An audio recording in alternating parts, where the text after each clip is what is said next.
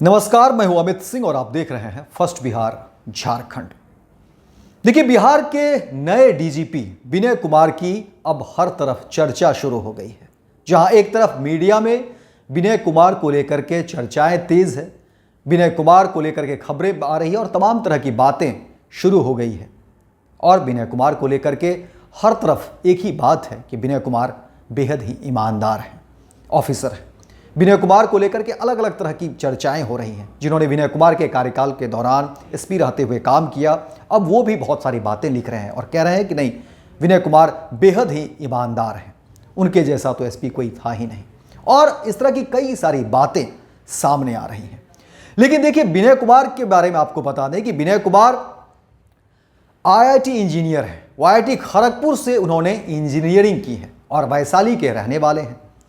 गांव से ही विनय कुमार ने पढ़ाई की, गांव के स्कूलों में ही उन्होंने पढ़ाई की और फिर गांव में पढ़ाई करने के बाद जो है वो पटना पहुंच जाते हैं और पटना में फिर जो है वो आईआईटी की तैयारी करते हैं और फिर आईआईटी की तैयारी करने के बाद जो है वो आईआईटी में खड़गपुर चले जाते हैं और आईआईटी खड़गपुर से पास आउट करने के बाद वो फिर सिविल सर्विसेज की तैयारी करते हैं और आईपीएस बनकर फिर वापस आते हैं। और वहाँ से उसके बाद देखिए कि विनय कुमार की चर्चाएं शुरू हो जाती हैं। विनय कुमार के अपने तरीके हैं कामकाज को लेकर के।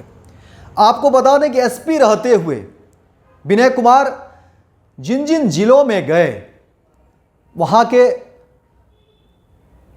चाहे दरोगा हो, डीएसपी हो, इंस्पेक्टर हो, इन तमाम जो पदाधिकारी हैं उनकी नींदें उड़ा करती थी चौबीसों घंटे।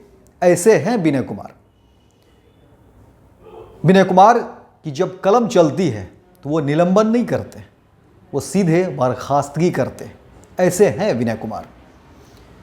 और विनय कुमार जहां भी जाते हैं, अपराध और अपराधी पलायन हो जाता है, पलायन कर जाता है। ऐसे हैं विनय कुमार। विनय कुमार की बहुत सारी कहानी है और अलग अलग मत से देखिए, सोशल मीडिया का ज़माना है। तमाम उनके कार्यकाल के दौरान काम करने वाले, जो उनके साथ काम करने वाले जो पदाधिकारी रहे हैं, अधिकारी रहे हैं, अब उनके बारे में लिख रहे हैं कि देखिए विनय कुमार क्या हैं। और जाहिर तौर पर विनय कुमार को लेकर के हर तरह एक ही बात उठ रही है कि विनय कुमार बेहद ही ईमानदार हैं। कई बार कार्यकाल के दौरान जब वो एसपी थे तो कई ऐसे मौके आए जब बहुत कुछ फेरबदल जो है पैसे वालों की तरफ से, अपराधियों की तरफ से किया जा सकता था, लेकिन विनय कुमार ने किसी की एक नहीं सुनी। और सिर्फ इतना ही नहीं, अपराध और अपराधी के मंसूबे कितने भी बड़े क्यों ना हो, विनय कुमार ने एसपी रहते हुए सबको धड़ाशायी किया। तो ये है विनय कुमार। 1991 बैच के आईपीएस विनय कुमार ने पुलिसिंग में काफ़ी कुछ रिफॉर्म किया और उसका फ़ायदा भी बिहार पुलिस को मिला है। इसके अलावा देखिए विनय कुमार क्या कुछ कहते हैं अपराध और अपराधी को लेकर के, पुलिसिंग व्यवस्था को मजबूत करने को लेकर के। देखिए पुलिस को देखिए विनय कुमार का कहना है कि उनकी प्राथमिकता कानून का राज कायम करना है। इसके लिए सभी नियम कानूनों को सख्ती से लागू किया जाएगा। अपराधियों पर हर तरह से नकेल कसी जाएगी। स्पीडी ट्रायल की प्रक्रिया में तेजी लाकर सुशासन स्थापित किया जाएगा। विनय कुमार कहते हैं कि अपराधियों के खिलाफ चौतरफा प्रहार किया जाएगा। हर हाल में कानून का राज स्थापित किया जाएगा। इसके अलावा विनय कुमार कहते हैं कि स्पीडी ट्रायल के महत्व पर जोर दिया जाएगा।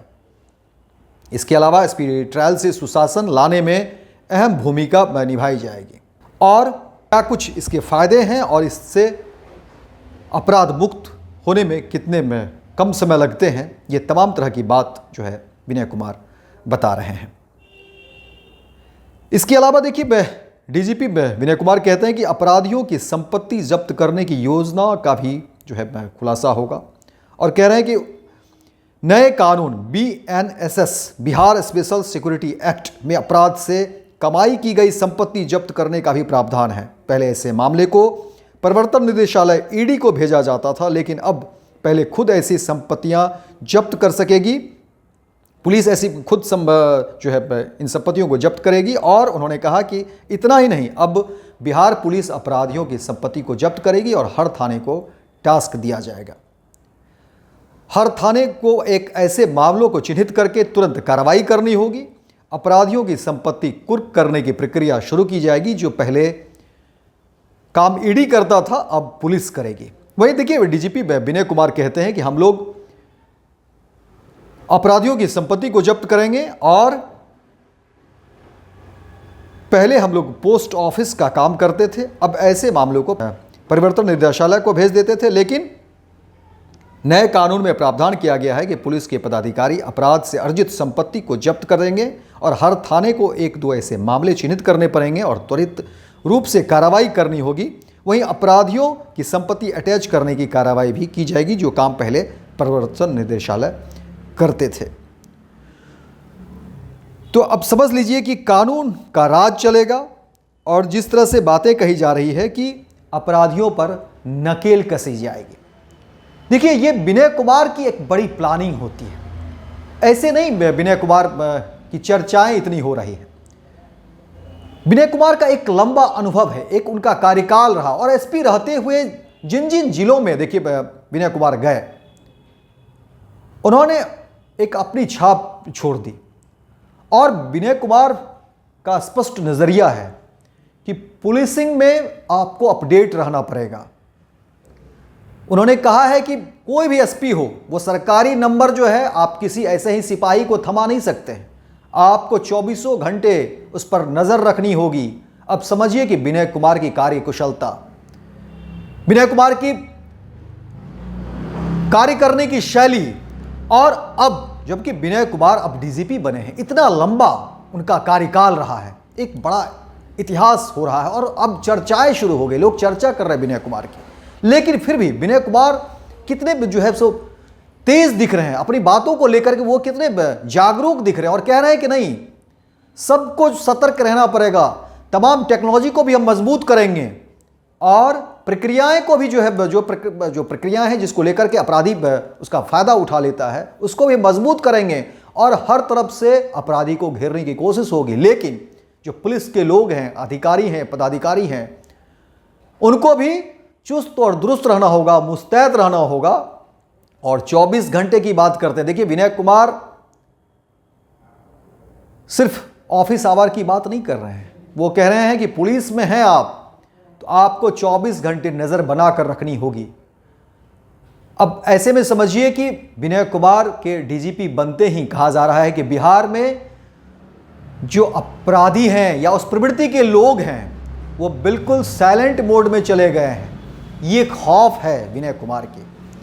और जितने भी अधिकारी हैं, पदाधिकारी हैं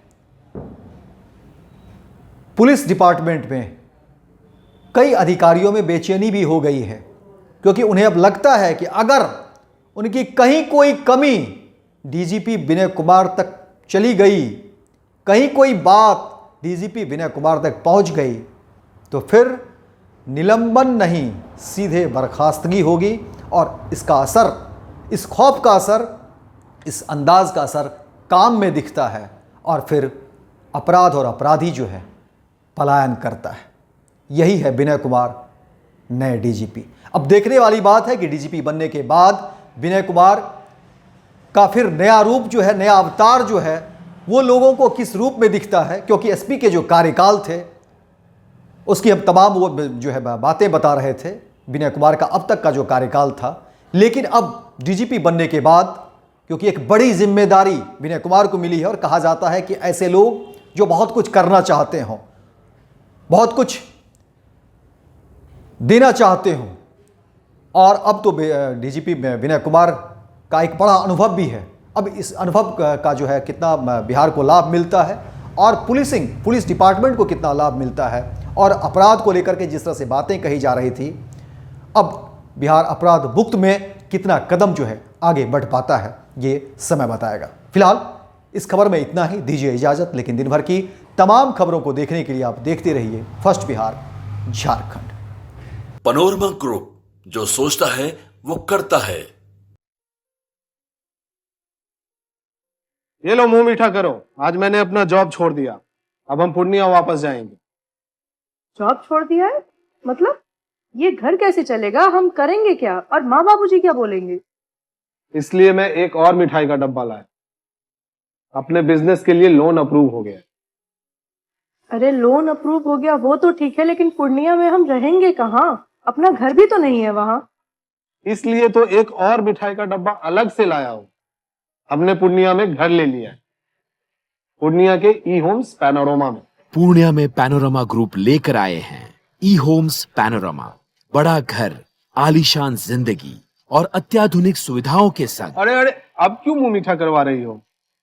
क्योंकि हम घर वापसी जो कर रहे हैं। घर वापसी की खुशी पूर्णिया में ई होम्स पैनोरमा के संग। E homes panorama, luxurious lifestyle redefined. Bharatiya Janata party का सदस्य बनने के लिए 8800002024 पर मिस्ड कॉल करें। निवेदक भारतीय जनता पार्टी बिहार।